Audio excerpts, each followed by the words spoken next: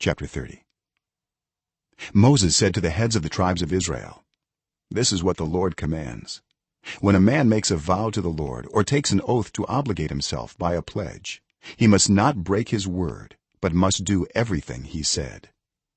When a young woman still living in her father's household makes a vow to the Lord or obligates herself by a pledge, and her father hears about her vow or pledge but says nothing to her, then all her vows and every pledge by which she obligated herself will stand. But if her father forbids her when he hears about it, none of her vows or the pledges by which she obligated herself will stand. The Lord will release her because her father has forbidden her. If she marries after she makes a vow or after her lips utter a rash promise by which she obligates herself, and her husband hears about it but says nothing to her, then her vows or the pledges by which she obligated herself will stand. But if her husband forbids her when he hears about it, he nullifies the vow that obligates her or the rash promise by which she obligates herself, and the Lord will release her.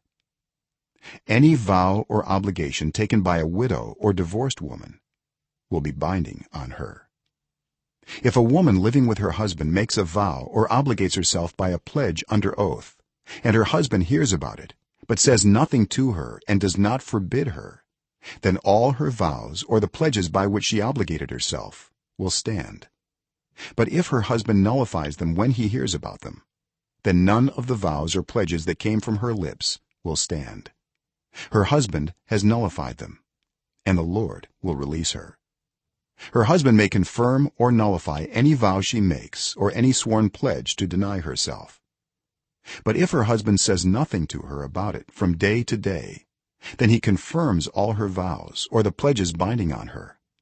He confirms them by saying nothing to her when he hears about them. If, however, he nullifies them sometime after he hears about them, then he must bear the consequences of her wrongdoing. These are the regulations the Lord gave Moses concerning relationships between a man and his wife, and between a father and his young daughter still living at home.